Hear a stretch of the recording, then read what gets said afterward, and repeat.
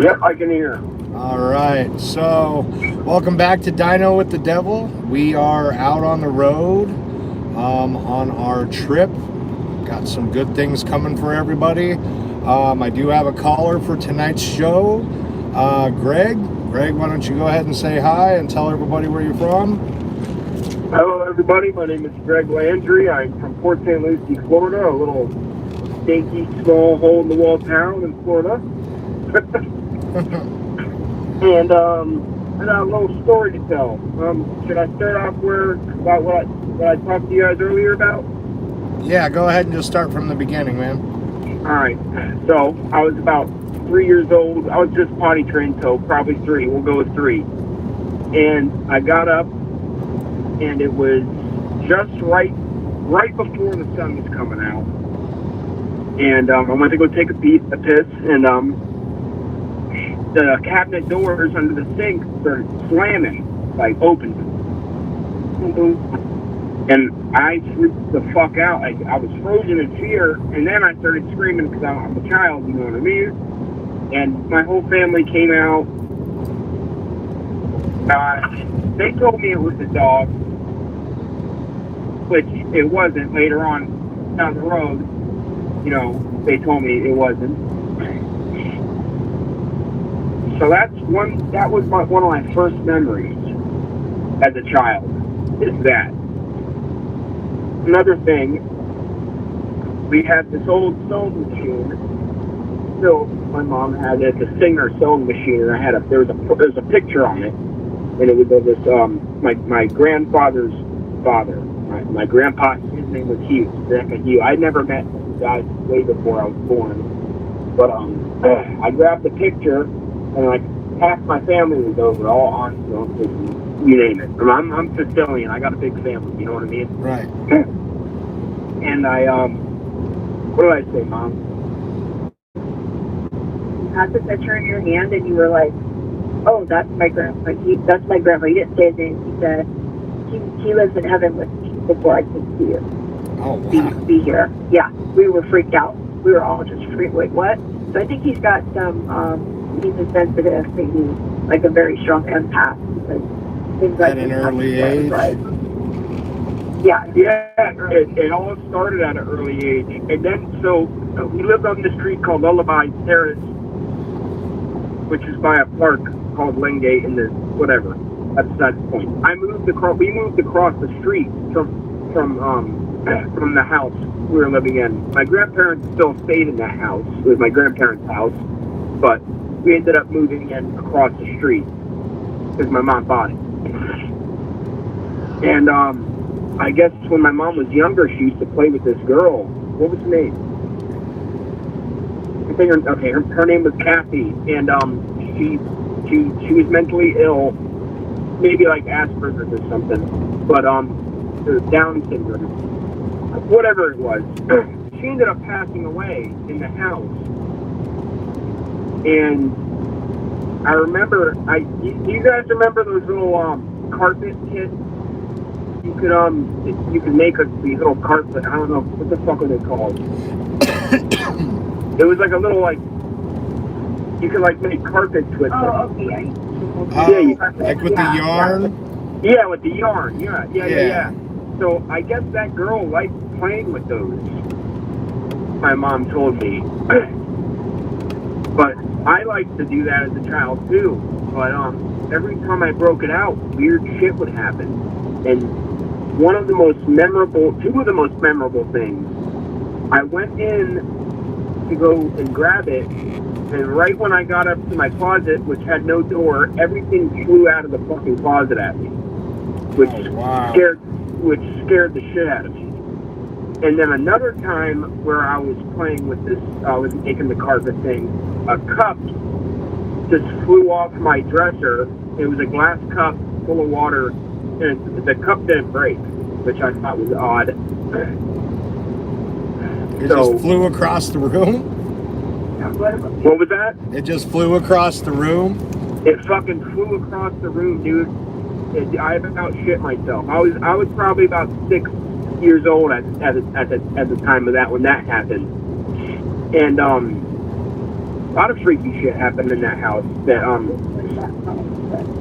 A lot of freaky shit happened in that house that my mom and my stepdad didn't tell me about.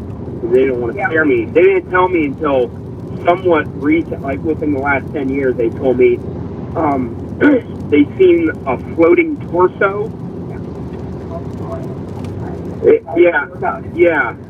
Like my parents seen it. I didn't get to see that. I'm grateful I didn't get to see that. Yeah, no shit.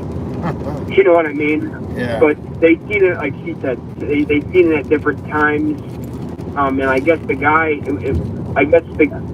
my Aunt Stephanie seen it, my mom's ex-boyfriend, or my stepdad or whatever, and my mom seen it. I never seen it, luckily. I would have fucking died. Yeah.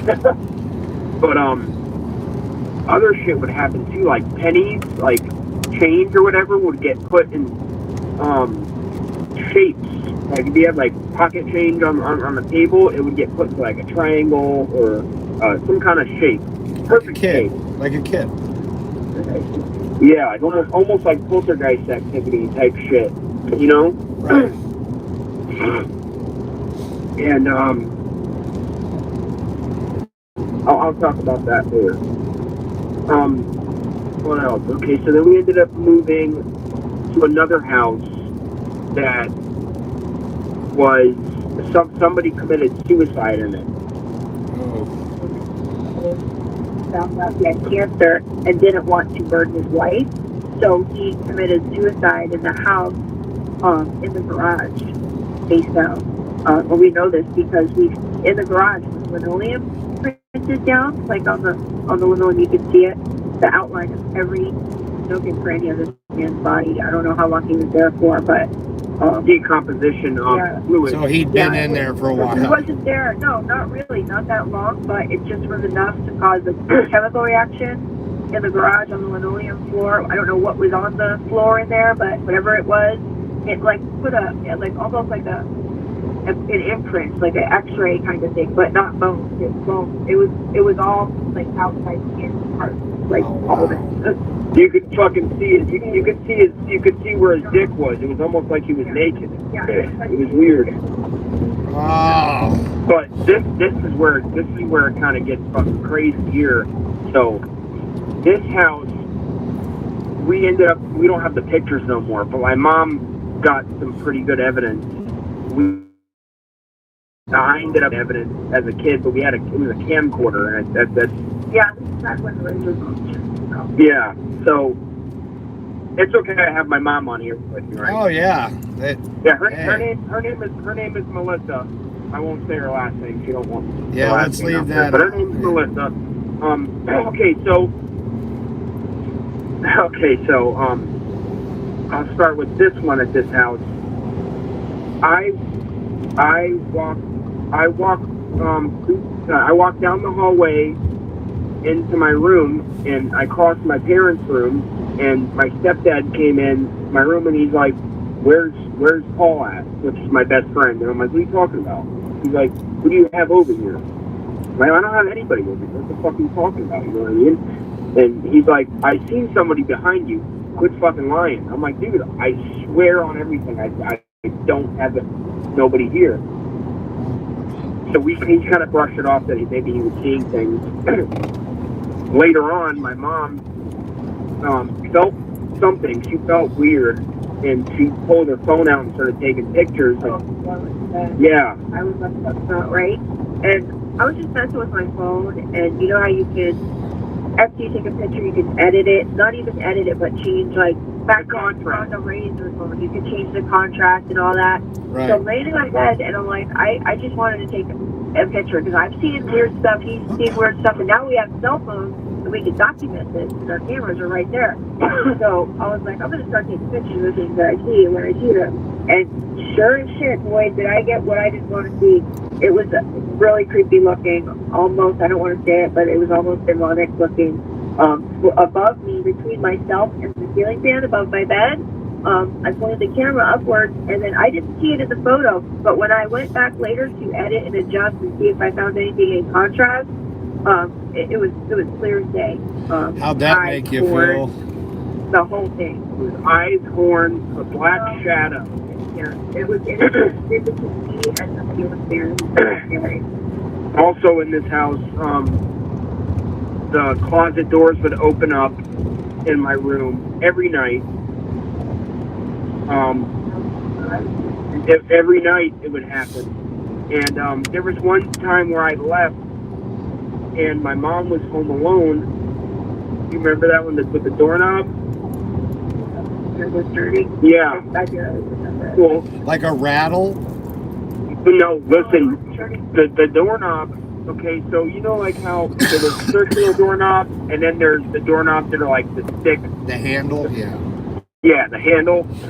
I had one of those, and it went all the way down, and then the door opened up a little bit, and then the handle popped back open, or popped back up, and then my door slowly opened a little bit, and my mom thought I was there, and I left like 15 minutes prior, and she called me. She's like, "Are you in the house?" And I'm like, "No, I'm walking to Paul's house, which is my best friend.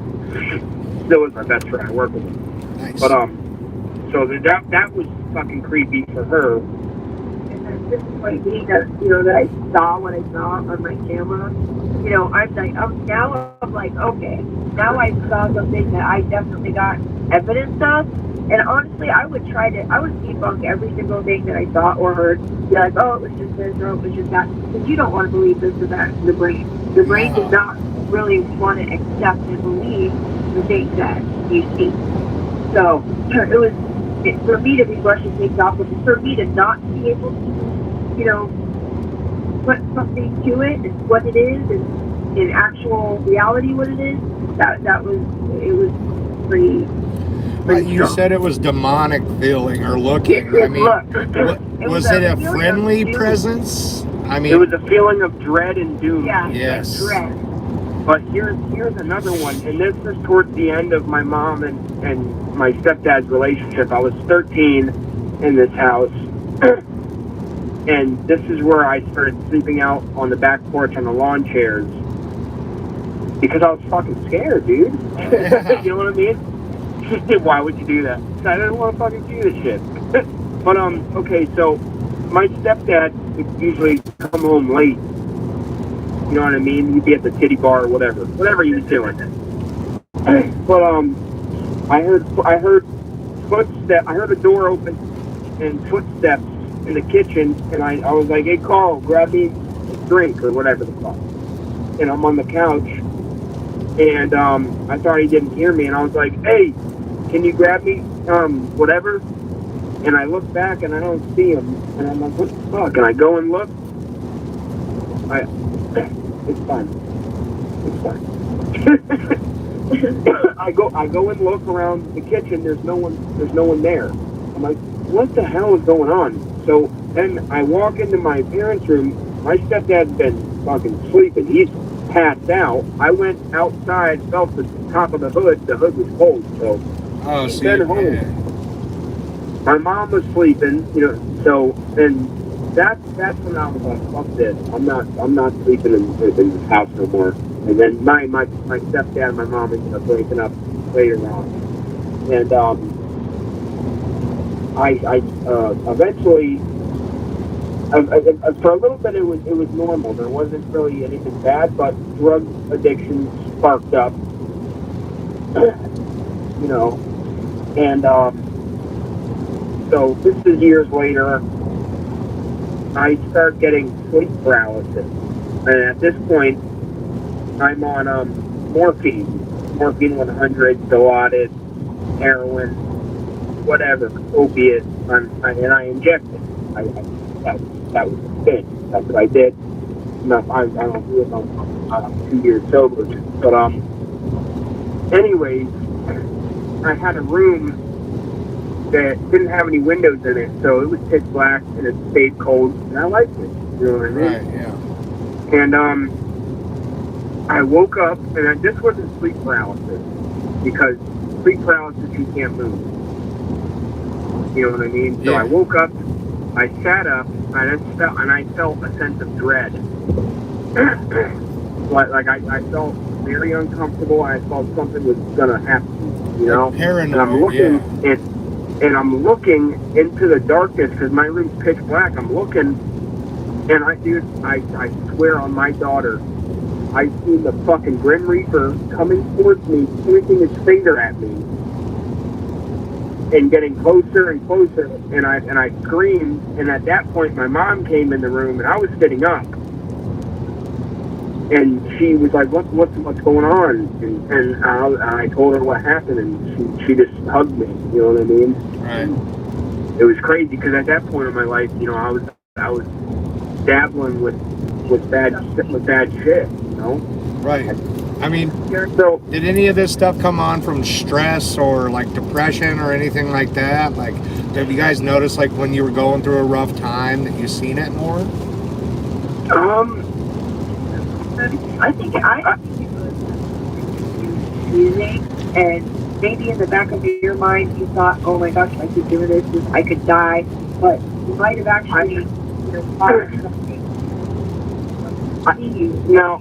Now I think, listen, I think when I was younger, it was maybe because more so that I was sensitive, but when I started doing drugs, I felt like I had a demon following me.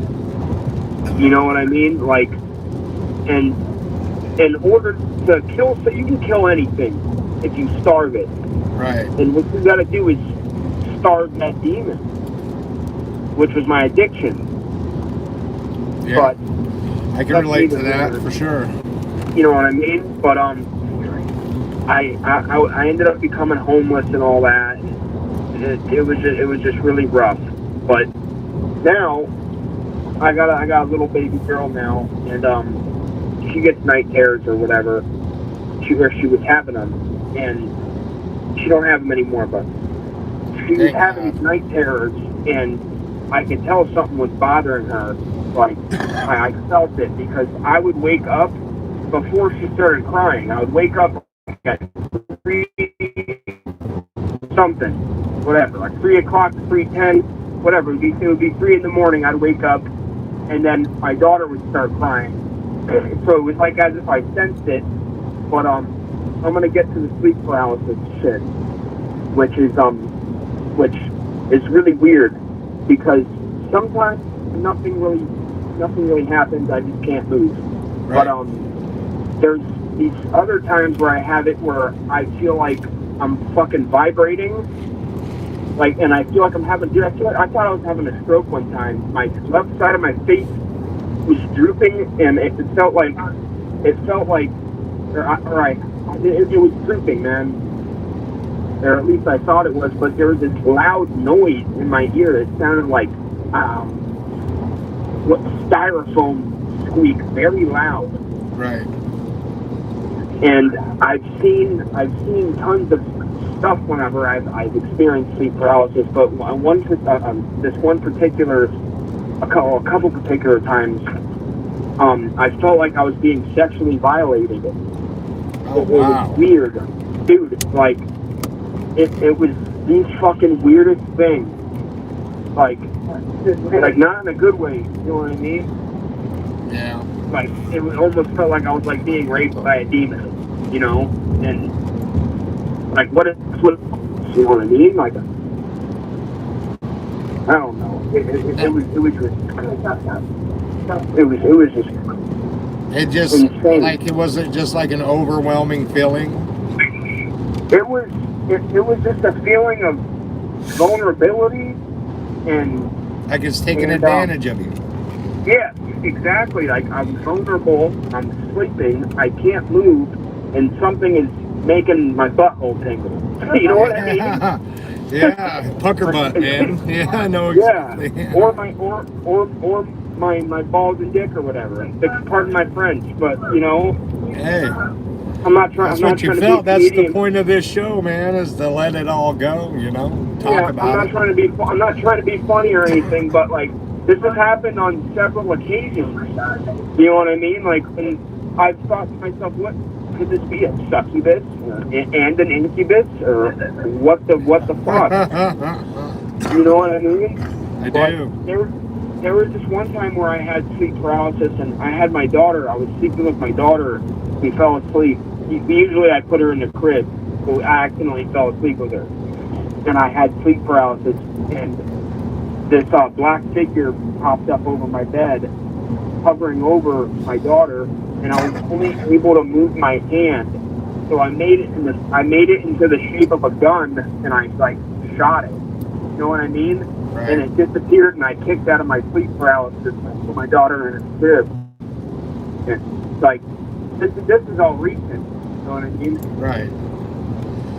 So I mean, but you're wide awake, but you just can't move. You're frozen in fear type deal. Yeah. Wait, what was that question? That last question? So you're wide awake. You're like frozen in fear. I wouldn't say it's frozen in fear. It's like my brain wakes up, but my body's asleep. You know what I mean? Right. But you're conscious of what's going on around you. Yeah, I'm conscious of what's going on, and I looked into it, and it's called hypnagogic sleep paralysis. And that's whenever you see hallucinations. And I talked to my doctor about it. He said I could be narcoleptic or blah, blah, blah. But you know it's real, because anytime when I've talked to a doctor about it, their answer was a pill. Yeah, well, that's all their answer is. It is. But, I mean, realistically, did it's always happen? It's followed you from place to place? That's what I feel like. That's what I feel like might have happened. Maybe it's followed me since I was a kid. Right. You know? Like, what if it's the same thing that slammed the doors when I was 3 following me? I would have freaked out. Like, I've seen things move. Again, like I've said many times, it's when you see something physically that's there and it's a torment. It's kind of like daring you. You know what I mean? Like, acknowledge me. Now you can see me. Here I am. What are you gonna do? Yeah, and it's like almost like you can't do shit. No.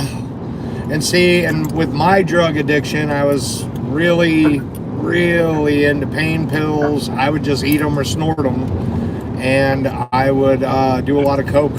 And yep. I did that because I didn't have that issue when I was all high or when I was nodding out. You know what I mean? Yeah. You can only hide behind that so long. Because I'd rather be high and, not go through it. I mean, I used it to mask a lot more than the paranormal stuff. You know what I mean? It's easy to go down a rabbit hole when it comes with that. Yeah. So I did it so I wouldn't have to deal with it. So let me ask you this. Were you using whenever this shit was going on with you? No. No. Okay. So when did this start? About 8 years ago. Like I said, I went to New Orleans. I drove from Denver to Polk City, Florida to see my ex-wife's family, and we had like a 10-day vacation down there. And I'm not a big fan of flying. I will if I have to, but if I can drive there in a timely manner, I would prefer to do that, so I'm in control of my own destiny. And I know that's weird, but I don't like being way up in a sardine can and sitting that close next to somebody. I'm a big guy, so I'm always cramped in there. I get panicky. And like I said, the most identifying thing that I can find is when I left that city. Got speeding tickets on the way down to Florida, which I never do. Thought I seen stuff behind me. I'd hear stuff. The trip was just an utter shit show. And then that was the trip to New Orleans? Yeah. So I just drove through there, man. I really didn't have time to stay the night or whatever. I just partied my ass off and then I left. And then you went to Polk County? Yep. Would you go to Lakeland? I don't remember what town it was. It was that memorable. Yeah, I lived in Lakeland and it fucking sucked. It was Polk County, though. Yeah. Weird little town. Shortly after that, the divorce began, and that, like, I don't know, man, you're still young. divorces, when you got houses and kids and all of that shit, like, it just devastated me. You know what I mean? No, And I love my kids, but I hated my wife. Like, I listen, couldn't stand I completely understand, man. My baby mama is what she is. That's my baby mom. She almost got me killed like 2 months ago. She almost had me killed by the police. She told the cops that I was holding her hostage with my sidearm, her and my daughter. And I'm eating a fucking gyro at the damn dinner table. And I thought she was bullshitting when she was on the phone. Until I seen a SWAT team come. And I looked at my cousin. I'm like, dude, this might be my last meal. You know what I mean? So, like, I feel you on that. I can't stand my child's mother. Right, yeah. And, you know, it just got together when we were young. I'm a little bit older. And just stuff changed, man. And just, I realized I could be a good dad and don't have to be a husband. And yeah, that's all that matters, man. That's when the nosedive hit, man. I made good money. I didn't really have a budget that I needed to stick by routinely. And, you know, when you got that mix and you have it readily accessible, man, I was doing a lot of coke and a lot more than just a recreational habit. Sales, I know how it is. So I started to spiral down because when you start losing everything bit by bit by bit by bit, you know what I mean? Everyone has a fucking breaking point. And I had mine. Prior to that, like I've said, I've always had real good jobs. I've always made good money. I've always had a job.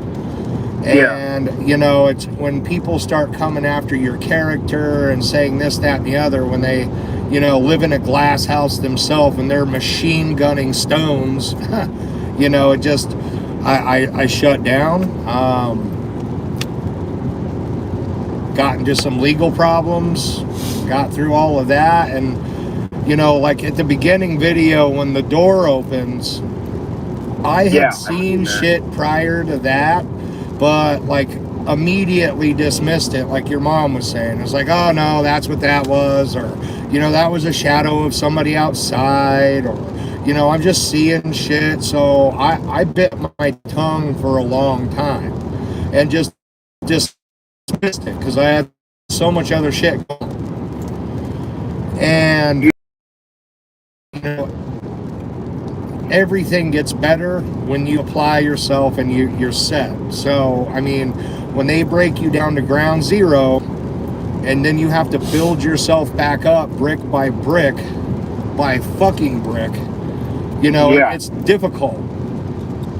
And, you know, you don't got no help. No, partly because I put myself there. You know what I mean? And and I had nobody to thank for any of it, but myself. And I knew that when you hit rock bottom and you're looking around, like there's no more fucking fingers to point, because the three pointing back at you are the reason why you're down there. You know, you can always make better decisions and do things differently to avoid that. I hit the fork in the road and went straight. You know what I mean? Like, I didn't even pick a road. I tried to develop my own. Yeah, you went through the fucking forest. Right. So, you know, when you start fucking around like that, you know, and everything gets better and, you know, everything settles down, you have a foundation, you've moved on in life, you still deal with that shit, but it's not as intense as it was. Right. That didn't go away. And Steve, my roommate, he acted weird sometimes, you know what I mean? And I'd hear something and we just completely dismiss it. And then we were sitting around the island in the kitchen one night and we had some girls over because we were both divorced and going through that whole thing. We pretty much did it together. We raised the boys together. You know, it was a good scenario.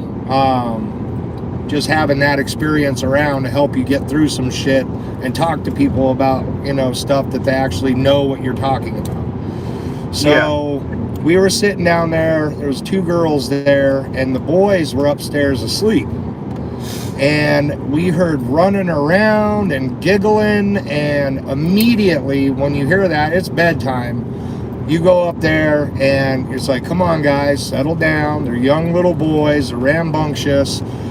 And he goes up there and they're fucking out. And I mean, we heard him running around till he hit that step in the wood floor house that I had. Not the one that, you know, is in the later videos. It's the very first two. Yeah. So he goes up there and he comes down and he's white as a sheet. And I'm like, what the fuck? He's like, go up there right now. And I'm thinking, what? He's like, just go up there. And I went in there and I sat on the bed in front of one of the little boys, and he was completely out cold. And then I went to the older one, which is a few years older. And mind you, these kids are under the age of 9. So, and one's a baby. And they were both completely out to where you could see the drool mark on the pillow. You know what I mean? In their mouth. Yeah. And I walked back downstairs and I immediately got this like tingle feeling. It was an odd feeling. And I walked back downstairs and I was like, they're sleeping. And he goes, did you check and, you know, make sure? And I rubbed the younger one, the baby's head, and he didn't even move, man. Yeah. And, you know, they were out cold. And it was loud enough to where the two guests that we had left. They're like, yeah, this is, you know, we're out in the country. It's fucking pitch black out here. That was weird. You both are acting weird, so we'll take a rain check. And after that, we sat down and talked about it for a minute. Like, all right, like, do you see this shit? And, you know, his ex-wife, they had a good breakup. They co-parent very well. They're still friends. They just can't be together. Well, I understand. That's the first time after, you know, she said when they lived there, she had nothing happen. And she looked at me and she goes, here's a list of prayers that I want you to say. She goes, but this is, you know, attached to you. You brought this. So, you know, a lot of those prayers and the advice that we got from that group of people that went to a non-denominational church called Journey, just said do the daily prayers, have somebody come and smudge the house, and me and him are thinking we'll just fucking ignore it.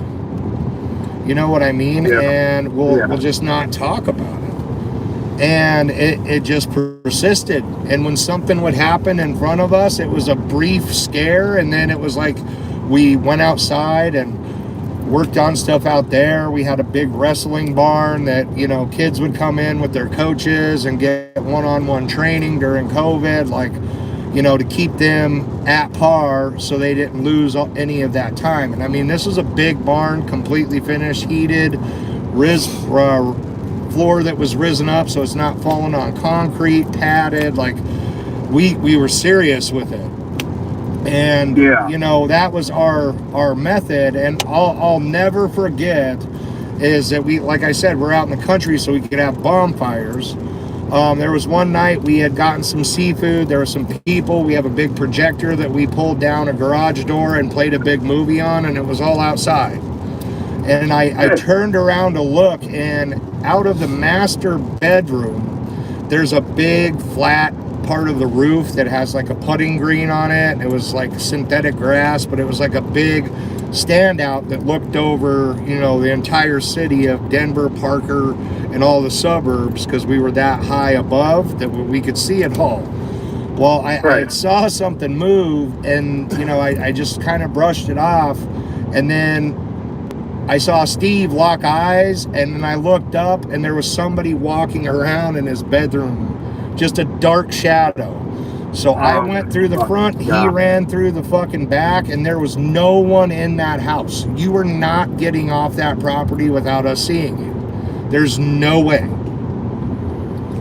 And that is the wrong property to be breaking into. You could cut the testosterone in that house with a knife, because it was boys being boys. You know what I mean? It was like a bachelor pad, period. Yeah. And that was the first time that I physically saw the full, you know, apparition. So once I knew it, it was like, oh, we're seeing shit. Still, you still have that, and that, you know, reaction to deny it. You know what I mean? Oh no, went to the doctor, talked to my counselor, about what was going on. It was, of course, induced by stress and going through the stuff and probation and classes and that kind of stuff. That it was just too much stress and I was manifesting things. But I'm not the only one that was seeing it. So I finally went outside the box and I started recording. And when I got it, it was like I did something terrible. You know what I mean? Everyone freaked out about it. What are you doing? That's going to make things worse. And, it just progressively over time, I just kept documenting. I've gotten a handful of videos from stuff that I've seen there, but it's hard to record it because you're scared, for one, and then you have to acknowledge it. You have to be like, oh, okay. And the fear of acknowledging it versus the fear of not paying attention, completely different ballgame. Yeah. You know what I mean? It's easy to cover up your heads, close your eyes, wake up in the morning like, oh shit, I'm still here. That's very similar to how you don't acknowledge it and you just let it go by and eventually it'll stop. But once you start to record it and acknowledge it, things tend to pick up. You know what I mean? And I would notice feeding into it. Yeah, and Steve with the same thing. Like when we were going through rough patches and just mentally with work, with life, with just whatever was going on at that point, it was more prevalent. You know what I mean? And it was starting to get more intense the further away from, the problems that I had, and the better I did, the worse that got. And I don't know if it's because I just started noticing it because my mind wasn't in 10,000 other places at the same time, or if it was, there the whole time and I just now started, paying attention. You see what I'm saying? I got a couple questions. Okay, so when I've watched your videos, man, I've noticed there's a female voice and there's a male voice. Yeah. Now, I've read through the comments on that app. TikTok? No, not that. Discord. Oh, okay. So, I've read what people were saying, and there was one theory that it was a father and daughter duo or whatever. But I believe, this is my personal opinion, I believe there's one entity. It's a fucking malevolent one, obviously. Possibly a demon.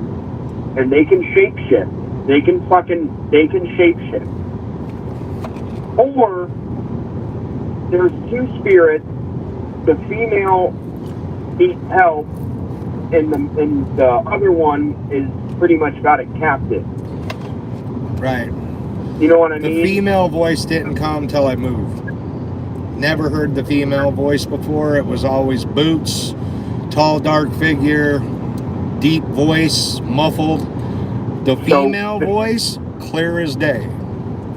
Yeah. I heard a similar voice last night. And the whole reason I'm on this trip, dude, is to identify different types. And we were in an abandoned hospital last night in the morgue. And I'll tell you the variations of feelings that I felt. It was mostly sad. It wasn't an anxious feeling like I had. It was just like seeing an old person in a home that died. You know what I mean? Like you just feel just sadness.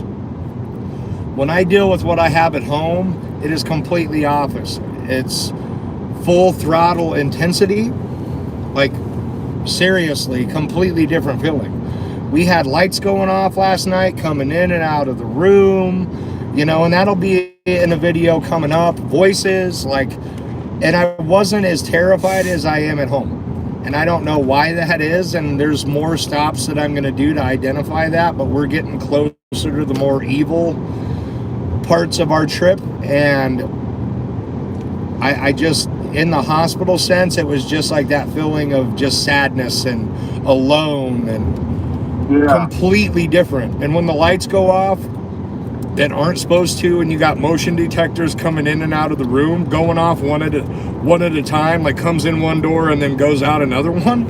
Yeah. In any normal situation, I would have plowed through a brick wall if I had to get the hell out of there. But last night, I mean, I'm not going to lie and say I wasn't scared, because you could definitely hear it in my voice that I was. But it wasn't the same type of scared as I feel of whatever has been following me this past 8 years. Have you heard of the Foreman brothers? I have. Dude, I watch. Those are probably my favorite people to watch. Honestly, I would love to fucking see them come to your house and get rid of that fucking thing, dude. And the thing I respect everybody who does this stuff, because it takes a lot out of you. But I mean, where I'm at is I went down the religious path. First time Rob came to my house, he got super sick. Had 3 people die in one day that he knew. You know what I mean? Yeah, like, he's telling me about that. JC got, scratched, and then he started going through turmoil in his own life. And it's at some point I have to be like, all right, what's real, what's not? Religious figures that come in and they don't want anything to do with it. We were in New Orleans, try to get some advice from there, even just do a reading, and same thing, man. They wanted nothing to do with me. They didn't want to be on a camera, and this was even before we even brought up a camera. You know what I mean? Try to contact them, man. We were just there. Went in. No. I'm talking about the Foreman brothers. Yeah, I mean, after this trip and I get a good idea of what I've got, then I think it would be easier to ask for the type of help that I'll need versus just a shot in the dark. I'm telling you, man, they're the real McCoy, man. They will fucking do it. And I dude, I don't want to guarantee anything, but almost every single one of them, of their episodes that I've seen, and I don't think they charge. I'm almost positive they don't charge. They have a YouTube channel, and they gain revenue off of their YouTube. You know what I mean? Patreon or whatever. But I'm pretty sure they do it for free. Yeah, I mean, I'm just not looking for it to be somebody's next viral video. What was that? I'm just not looking to be somebody's next viral video. I can make those on my own. I got a handful of them already. You know what I mean? Like, when you deal with this stuff, man, and you actually start going out and talking to these people, you would understand exactly how I feel right now. Because the majority of them are just psychos. You know what I mean? Yeah. Trying to make a quick buck, trying to put out a video that's going to make them money, just, just benefiting off of people's misfortune. You know what I mean? Yeah. Somebody who I would let come in is like Mind Seed or whatever, because they're just going to come in and identify what it is. But it's hard for me to think that if a priest can't help me, but a YouTuber can. Dude, I don't think... This is my opinion with Mind Seed. I think that he stages a lot of his stuff. Yeah. But that's my personal opinion. And see, you know what I mean? We get so much criticism, dude. You know what I mean? And unless you do it, I mean, when you get that big and you go into certain places, there have been people that, do the cinematic side of it. You know what I mean? Just to keep their crowd entertained. But from what I've watched of him personally and the stuff that, he's gone through in life is very similar to what you and I have been through. He's been homeless. He's been on a couch. He had to go balls deep on something just to pull himself out of a hole. You know what I mean? Yeah, I've seen the one where like something followed him home and something fucked with his dog. Yeah, you know what I mean? I've seen that one. I believe that one was real, but I don't know, man. Like I said, that's my opinion. It's just when I feel a reaction, that's how I base what I see. Because it's a reaction you can't fake. Yeah. But like I was saying, dude, I think the Foreman brothers would fucking get that thing out of your house. And if you didn't want it recorded, I feel like they would not record it. You know what I mean? Yeah, I want it gone, man. That's why I took 2 months off and shit. Dude, like, probably drove 3,000 miles already. Take it from me, from someone who watches them constantly. You know what I mean? Like, they're fucking great people, and they cleanse the house and everything and all that shit. And like they'll blur your face out and everything and whatever, and they won't even your YouTube name, and it's whatever. But yeah, I mean, it's something to look into, man. I'm at a phase right now that I'll do anything. That's why I'm going all these different places and we just lost service. Hey. All right, there you go. We're back.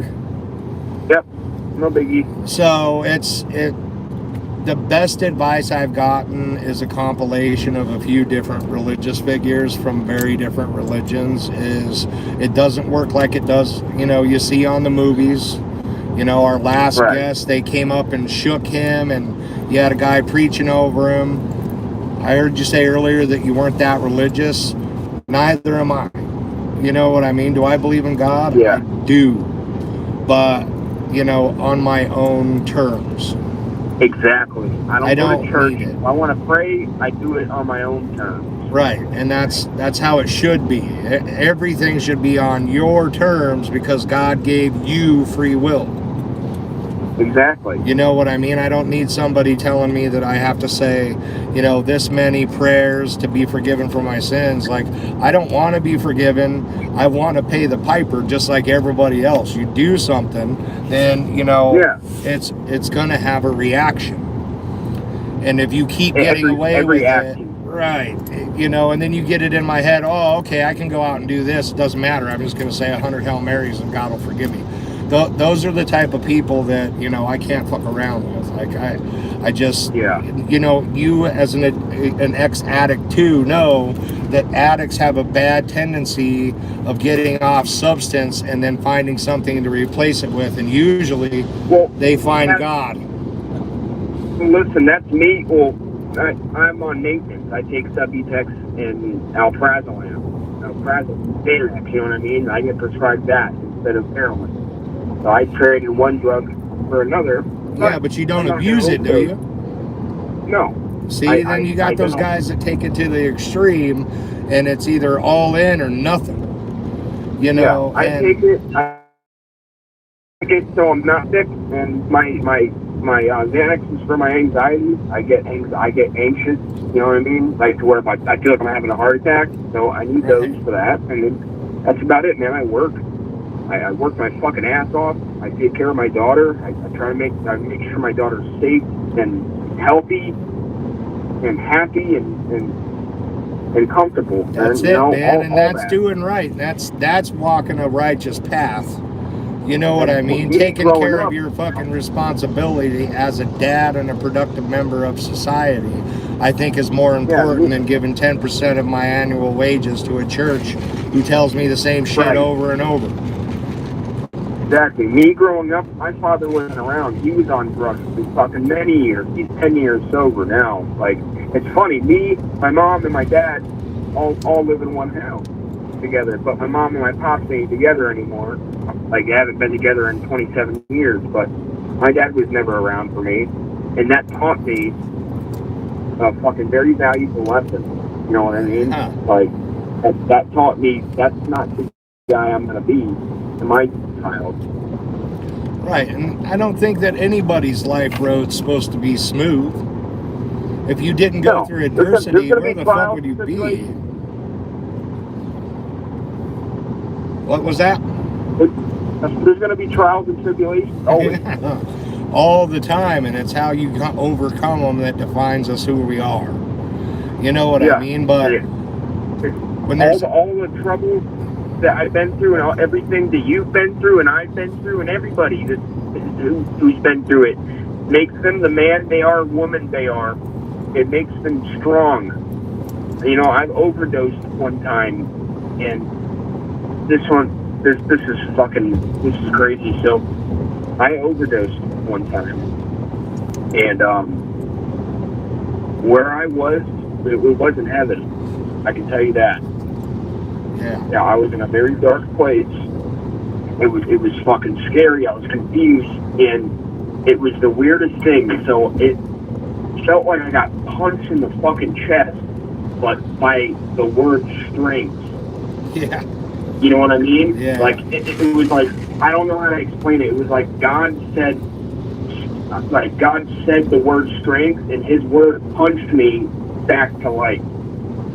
And fucking, that wasn't the That was last your time wake up call, man. That's like, hey, next time, motherfucker, you won't be walking out of here. That wasn't my wake up call. I still did dope and shit, and eventually, my wake up call was July 7th of 2019. I was working at Texas Roadhouse in the cook, and they said I had to work a double. I'm like, no, we don't got a choice. I haven't had any dope. You know what I mean? They're like, go on break. So I'm sick at this point. I mean, I go outside, sit outside, it's raining, and this fucking lightning bolt it was deep. Dude, it was like fucking juice. And I stood up, I walked into the kitchen, and I got all my managers into the office, and I said, I have a crippling heroin addiction, and I need to go to rehab. And they're like, okay. They're like bewildered. You know what I mean? They're like, whoa, what the fuck? You didn't know this? My dad worked there too with me, and I'm like, yeah, I need to go to rehab like now. I can't finish the shift. I'm sick. I don't have no dope. I need to go to rehab. So I ended up going to this place called New Horizons. I went to detox and got on this MAT program where they gave me Suboxone, and now you cleaned up. That was the last time I touched heroin was July 7th at like 12 o'clock at night in the morning. Good for you, 2019. Man. So have you ever talked to anybody about this stuff before? I've talked to a couple people, but not on this scale where I've had I don't know how many people are on watching right now. I don't know, man. It's dark. Well, I've never told that many people. That's good. I mean? Doesn't it feel good to get it out there, man? I'm very open about myself. I'm very honest. I'm a little bit too honest and open about myself because I don't give a fuck what anybody thinks about me. Good. You know what I mean? Shouldn't. When I was in the shit, I'll call it. You know what I mean? When I was in the shit, my family turned me down and gave me tough love. I was homeless. I fucking had a Chevy S10 that I was borrowing from a friend that had all my belongings in the back. I had my friend Rhea passed away riding with me. And I was going over the Roosevelt Bridge, Mom, stop. I was going over the Roosevelt Bridge, and there was a fucking fire in the bed of the truck, and all my belongings burned. Dude, you know, I pulled over, and like immediately there was fire trucks there and shit. It was crazy, dude. And I looked up at the sky, and I'm like, dude, what the fuck? Why are you doing this shit to me, man? Right. Like, I was talking to God. Like, I was like, why are you doing this? Like, I think it was because I was doing drugs, and that was my demon. Yeah. And it wasn't God. It wasn't God's fault. No. That shit happened. Do you ever feel that this stuff? Demon. Do you ever feel that the older you get, that some of this might be a little bit of karma coming back?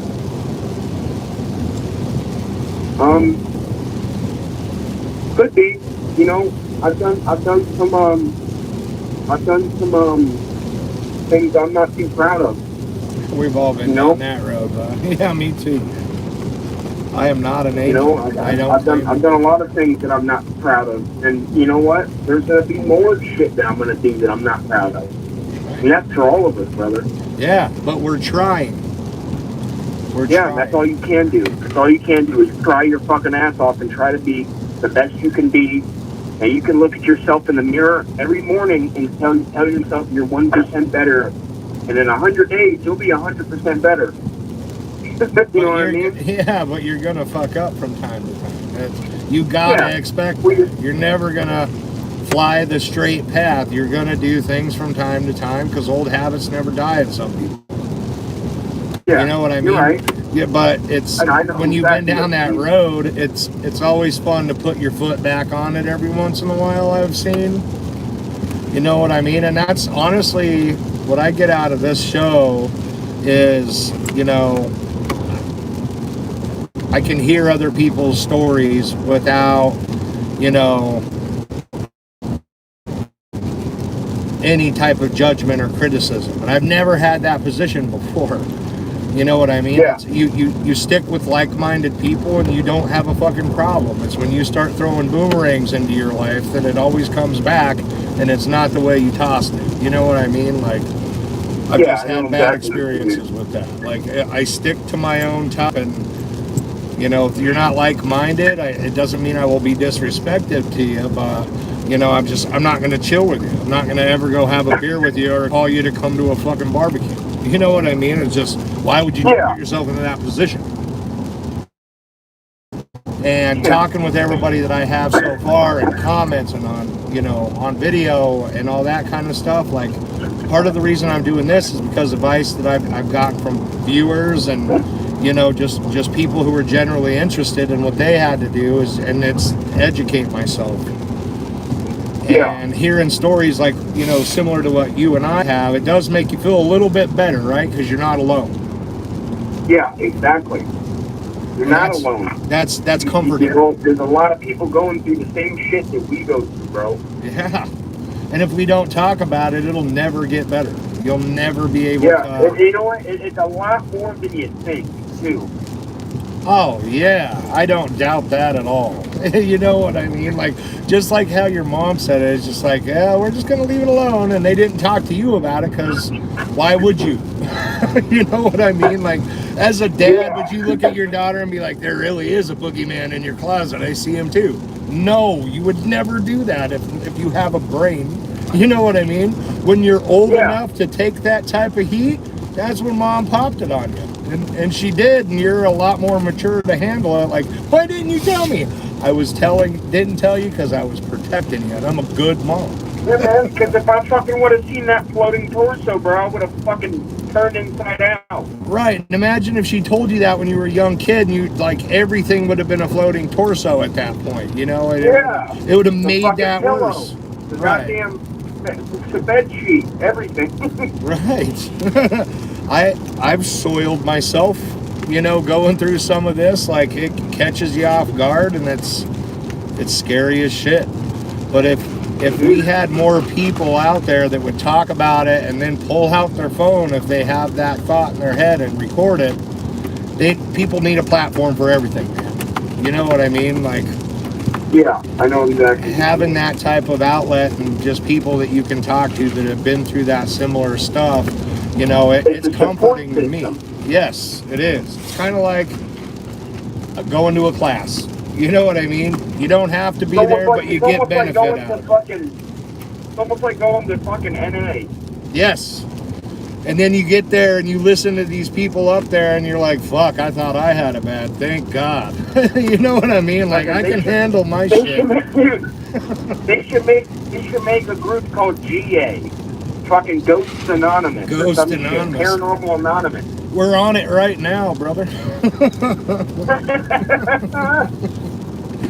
And that's the cool part about doing all this, man. It's really educational, and you know, you have a good time talking about it, and then the next time, you know, I'm just like you. I don't give a fuck. We are BOD Productions because it's Bag of Dicks. If you don't like what I have to say, or you don't like the content I put out, then you can eat a bag of dicks and not come see my shit. Bro, you sound like a guy who listens to Pantera. Yeah, very big fan when I was younger.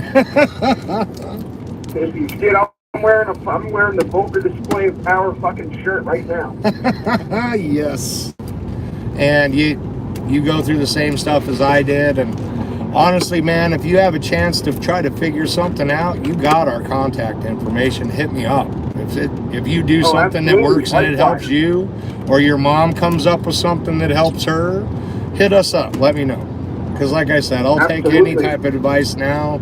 I've went one road, I jumped onto this one, and I'll keep jumping roads as long as I can try to figure it out and hopefully one day get the fuck rid of it.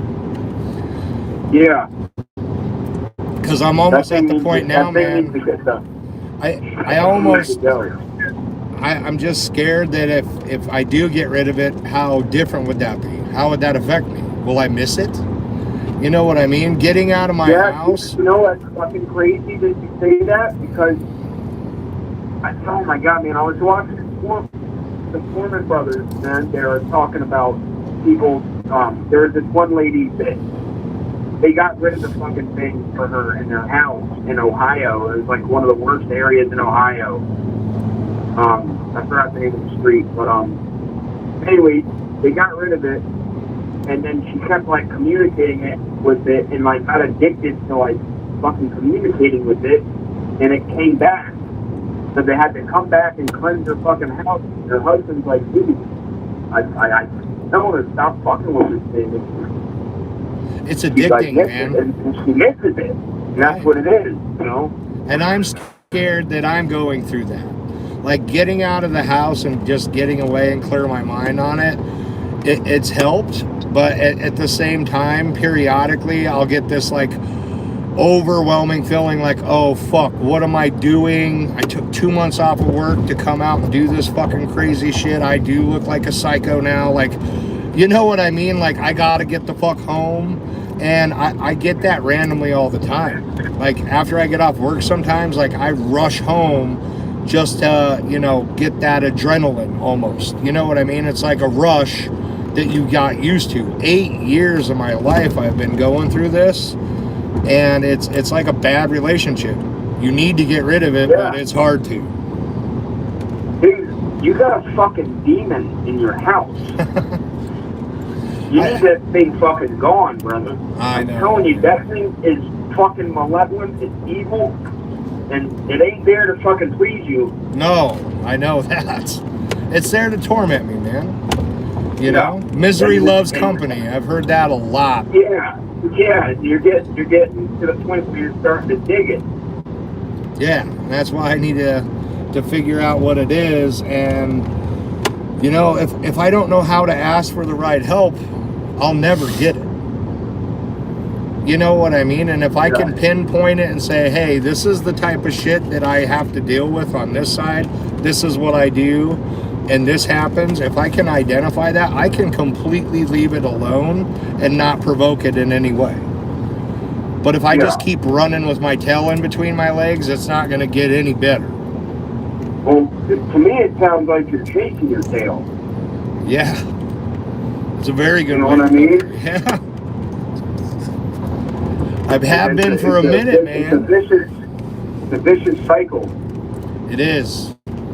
And when you can break it, man, if I can overcome all that other real life bullshit, then there's no reason I can't nip this in the ass. Listen, man, you were addicted to pain pills, right? Yeah, Oxy. That's okay, listen, that's heroin. You fucking overcame heroin. You can overcome this. Yeah, I'm hoping. I overcame dope. Yeah, I can fucking conquer. I can overcome anything. There ain't nothing that can fucking stop me. That's my mentality. I'm a fucking extremist when it comes to this shit. You know what I mean? Like, whatever I set my mind to, that's what I'm gonna do. Yeah. Well, my band, I got a band. I put my fucking whole heart and soul into it. I work on my bike. I put my whole heart and soul into it. My daughter, I put my whole heart and soul into her. You know what I mean? Mm-hmm. You kicked the fucking a mean addiction. What were you on? Fucking Oxy 30s? 30s. By the time I had to stop, it was 30 milligrams. Yeah, I was eating 6 to 7 of them a day. Down here, we call them blues. Yeah. And For real, they are. Ooh. My mom used to get prescribed them, and she was on them bad, and I was on them bad, but everyone was on them bad. Because Florida is the fucking pill mill. They make all the fucking pills here. Right. You know what I mean? And back in the day, I don't know if you remember, but you used to be able to doctor shop and shit like that. Oh, the pain management clinics? Yes.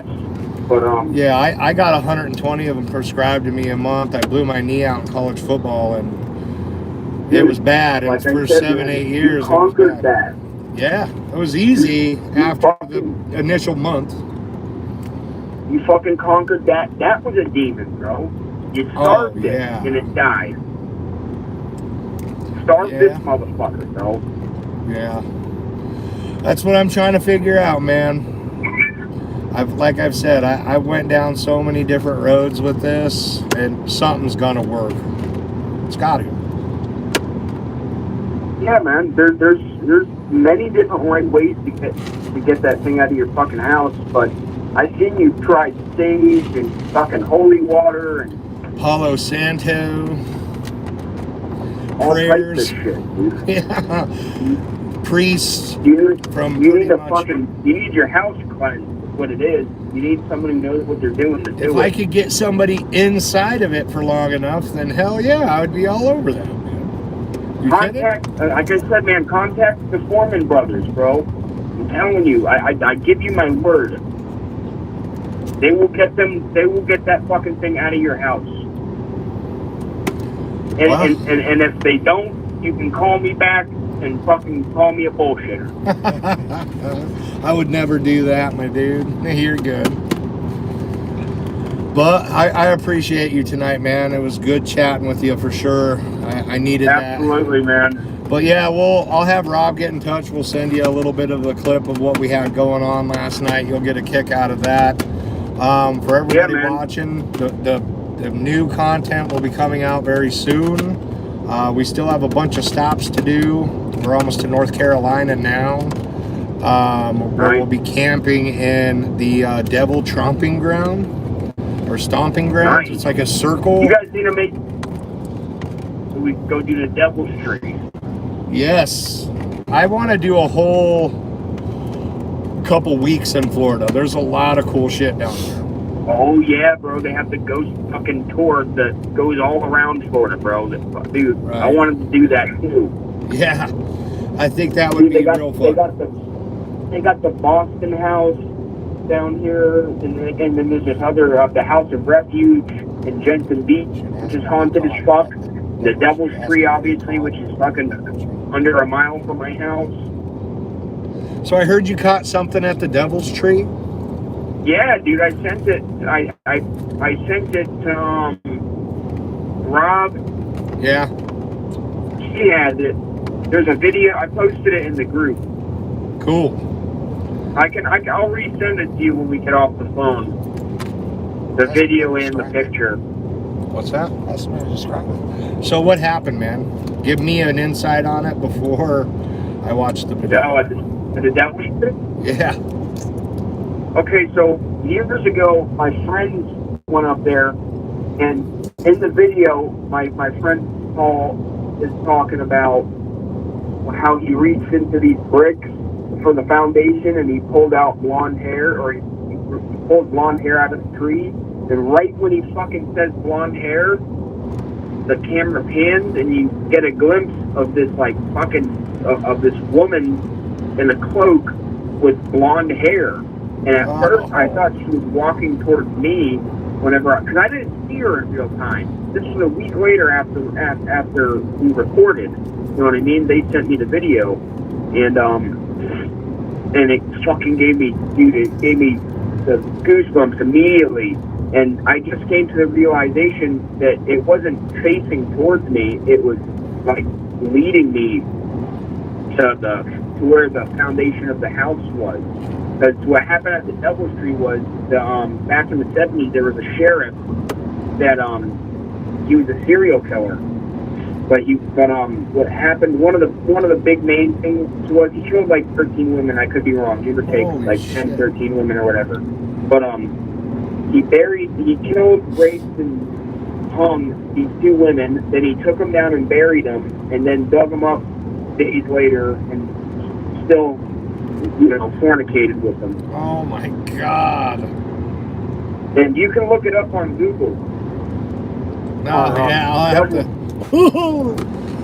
There's some sick motherfuckers out there, man. Yeah. Oh my God.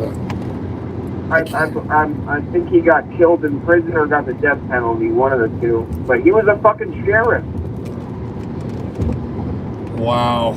You never know, man. I bet you meet a murderer once a month. You have no idea. Yeah. Think about it. There's millions of people missing. You have no idea what the next person next to you is into. Some weird, kinky shit, like Yeah. fucking dead bodies. That's psychotic. Dude, there was this kid I knew that fucking killed this other dude over something stupid. It was like a drug deal robbery gone wrong. He fucking murdered the dude, and he would have got away with it if he didn't talk about it. And now he's got life in prison. Yeah, as he should. You brag about it. I mean, what the fuck are you thinking? Shouldn't have done it in the first place. Naturally, I'm not condoning any type of violence, but I mean. Oh, and I don't know if you ever heard about that kid Tyler Hadley, the kid who killed his parents with the hammer, and then had a party. Oh no! What? Yeah, dude. I fucking used to hang out with that kid. You can look him up. He made fucking national fucking news. He was on Time magazine. He killed his parents. I went to his party with his fucking parents dead in the fucking room. Oh my god, that's intense. There's sick people out there, bro. Whoa, gotta watch your six for sure. But hell yeah, man. Well, thanks for coming on the show and keep in touch, dude. Yeah, man. Thanks for having me. Yeah, I'll text you my number. If you need to chat, hit me up, man. It was a good show. Yeah, absolutely, man. Likewise. Appreciate you, Greg. We appreciate you, man. And yeah, thanks again coming out. I appreciate y'all. All right on, brother. All right, man. All right, y'all drive safe, all right? All right, man. Appreciate it. Thank you. Yep. All right, guys. Thanks for joining another episode. Like I said at the beginning of the video, we do have a lot more content coming out. Last night was crazy. You'll get a kick out of that video. And big thanks to Durban Paranormal. If you guys haven't went and checked them out already, like, subscribe, drop them a comment, let them know that I sent you. So again, guys, I appreciate it. Much love, and we'll be in touch soon. Have a good night.